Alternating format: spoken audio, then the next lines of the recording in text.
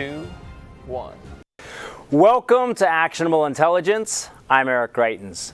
It is an honor to be with you tonight. This is the show that respects your intelligence. We honor you as a citizen, and we bring you the stories that the mainstream media too often ignore or censor. Well, Just the News editor-in-chief John Solomon has an important news story out on justthenews.com. It is titled, Biden's Office Warned in 2015 that Ukrainian oligarch who hired his son Hunter was deemed corrupt. He joins us now in studio. John, it's great to see you again, sir. Let me begin by saying we get so much great feedback on social media from folks, and every time you're on, you should know people are praying for you all over the country, awesome. And they're saying, thank you, go John Solomon, thank you for having him on. They so appreciate the fact that you, and I know you've got a great team. We do. Of we have folks an awesome team who keep digging into these stories. So please give us the update. What's the latest? So if you remember, all throughout the election in 2015, 2016, impeachment, 2018, 2019, 2020, through impeachment, Joe Biden said, I didn't know anything about this Burisma thing. It was my son saying, nothing wrong, untoward happened. And then over the last several weeks, we've been able to unearth lots of documents. This is the most direct document that shows what Joe Biden's team knew. December 2015, the then ambassador, U.S. ambassador to Kiev in Ukraine, wrote all the senior staff in Joe Biden's office. He's vice president at the time, and he says the oligarch, Zlochevsky, who had hired Hunter Biden at Burisma Holdings, a gas company, is corrupt. And the Justice Department helped bring some of the corruption charges against him. They actually fed the information that led to a British case against Zlochevsky. Directly alerts the vice president that his son is working for somebody that the State Department and the Justice Department considered crooked and corrupt. And one of the things, again, that I love and I think so many of our readers appreciate is that you have in this story, you've got in the dig-in section, you have links to 5 other stories that were written, and most importantly, you have the actual memos right there where people are warning about this oligarch who's hired Hunter Biden being corrupt. It's all there. Now, one of the things that you also point out in the story is that there were real concerns about Burisma paying bribes or being involved in bribes. Walk our viewers through. So this notification from the ambassador, Jeffrey Pyatt, comes in December 2015. 10 months before that, George Kent, Pyatt's deputy at the embassy, reports to the FBI that the Ukrainian prosecutors have told him that Burisma paid a $7 million fine to make that British case, the one we just talked about, to go away, disappear, fall off the earth. 11 months after Pyatt's memo, George Kent reports another bribe, this time to Pyatt's successor, Marie Yovanovitch. She was an impeachment witness, as we all remember now, and tells her they closed down the last remaining cases against Burisma, and they paid another bribe in the form of dumping cheap gas on the marketplace so the prosecutors and the president of Ukraine could buy it cheap, sell it high, make money. So you have, remember we heard it for months, Democrats saying, no corruption, there's nothing here, it's a fantasy. Twice the State Department reports bribes occurring while Hunter Biden's on the board. And in the middle, between those 2 bribes, the ambassador is telling Joe Biden, the guy your son's in business with is a bad guy. And this is happening, again, this is for all of our viewers, this is happening in 2015. Joe Biden is serving as the vice president of the United States. And one of the things that I was struck by, and again, you have the actual memo there that all of our viewers can read for themselves. I was struck by, as a former governor, when you prepare for meeting the press, you'll prepare for questions that you think are likely to come. And what were they doing? They knew there's documented evidence that they were telling the vice president how he ought to respond if these questions are brought up. So it's not just that they knew, but they were actually, their whole staff was engaged in preparing for this. And there was a reason for that. There were 2 things going on behind the scenes. There was a Ukrainian newspaper tied to Russia that was starting to raise questions about Hunter Biden and Joe Biden and the possibility that it posed a conflict of interest. By the way, State Department officials believed it did create the appearance of a conflict of interest. But separately, the New York Times was about to report a story saying Hunter Biden's presence on the Burisma board was going to undercut U.S. anti-corruption policy in Ukraine. So Joe Biden wasn't just the vice president. Right. He also was the point man for Ukraine anti-corruption policy. And that's what really created this appearance, this aura of a conflict of interest. And, you know, we heard no one was concerned about. Now we know all the senior State Department officials were worried about it. And the reason Jeffrey Pyatt sends that email saying, hey, you should know Zlochevsky was investigated by DOJ and we think he was corrupt, is he saw the talking points, and Joe Biden was not going to call out Zlochevsky as a corrupt guy, which they thought might hurt the perception in Ukraine. So he was kind of very subtly pushing back on Joe Biden, saying, you know, the guy is a bad guy. Yeah.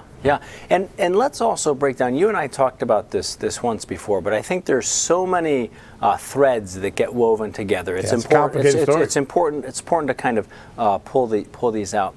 Let's also remember how Ukraine was part of the impeachment argument against the former president. Such an important point, right? Yes. The entire impeachment was based on the idea that President Trump had no basis to ask Ukrainian authorities to look at Burisma Joe Biden and Hunter Biden. Now, what do we know a year after the president was acquitted in the impeachment trial? We know that Hunter Biden is under criminal investigation for taxes and possibly money laundering. We know there was a whistleblower complaint filed to the SEC and IRS that raised questions about that. We know there were suspicious money activity reports filed about Hunter Biden's transactions. And we now know the State Department had enormous concern about Zlochevsky, Hunter Biden, and these bribes that were being paid.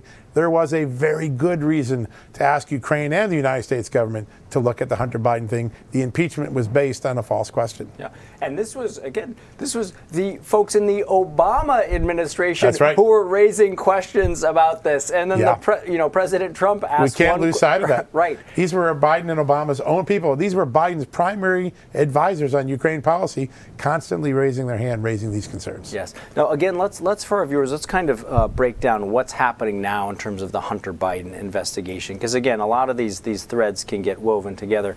Attorney General Barr, we now know, is going to be stepping down right before Christmas. Right. He was, and in his letter of resignation, he talked about the tremendous Russia collusion hoax investigation that was pushed on. Strong repudiation. A strong repudiation of that. We had Durham, who was appointed as the special prosecutor, but now to look into folks who advance the Russia collusion narrative. But now we also know that the U.S. attorney is investigating Hunter Biden, and that is not necessarily related to the bribes. What we now know, and you've reported, was that this is related to him perhaps, allegedly, not paying taxes on some of the income he received from Burisma. Is that right? That is the question, right? So there's a memo, as we talked about in your show last week, in January of 2017, as Trump is coming in, saying, hey, Hunter, you didn't pay $400,000 of Burisma money from 2014. You better file an amended tax return because the new sheriff's coming into town. Yes. That's the inference of the email. What a reversal we are from 4 years ago. When Donald Trump came into office, he was under investigation for collusion with Russia. Turned out that to be a bogus narrative. The people who prompted that story now under investigation, and Joe Biden enters office, theoretically on January 20th, with his son under criminal investigation. What a difference 4 years makes. Yeah, tremendous difference. Well, John, I know you and your team are going to continue to drive forward and investigate this story. We are. Another really important story that's trending at justthenews.com. Right now, it's one of the #1 stories on the site. You break down what happened at the Wisconsin Supreme Court. Can you break that down for us? So there were two rulings yesterday. Yes. If you were reading most of the mainstream media, you only would have heard about one, which is the ruling that set aside Trump's request to delay the certification of election results or throw out the election results. That's the one that got all the attention. There's a second ruling where the same Supreme Court on the same day rules that the decision by Governor Tony Evers, a Democrat in Wisconsin, the Wisconsin Election Commission, major counties like Dane and Milwaukee County, they wrongly exempted hundreds of thousands of Wisconsin residents from having to go through voter ID. Basically, if you're a Wisconsin resident, you could say, I'm a permanent shut-in because of COVID, and therefore I don't have to go through voter ID. The court said, listen, just because we had a pandemic, you can't set aside the voter ID rules. Unless you were truly affirmed or elderly and could not get there, you didn't have a lawful basis to skip voter ID, and all of those applications and votes could potentially be challenged now. So they closed the door on one lawsuit. They opened up a window for the Republicans to challenge through a different avenue under the Wisconsin Constitution. And what's the likely next step now with that window having been opened? Yeah, so someone has to file a new complaint saying, based on what the Supreme Court said, we would like to access the ballots of everyone who was deemed permanently homebound and see if they legitimately had a thing. If they didn't have COVID and they weren't over the age of 75, the chances are they could not skip the voter ID. They would not have been allowed under this new ruling. So it puts into play tens of thousands, quite frankly, a couple 100,000 votes potentially. Yes. Now, will the clock run out on Donald Trump before that gets resolved? Probably. But it does put all the states who did all this meddling on warning. You're not going to get away with it in 2022. Yeah. And another, I'll ask you to put on your longtime journalist hat here. As we move forward in the last minute that we have left, what are the most important stories people need to be watching in this week leading up to Christmas? And knowing that a lot of times politicians try to dump bad news between Christmas and New Year's, what should they be paying attention to? I still expect to see some declassifications in Russia, the big ones, the ones we've been waiting for. I think the president is committed to getting that done before the end of the year. And in addition, I think you have to watch out. Hunter Biden's been notified he's under investigation.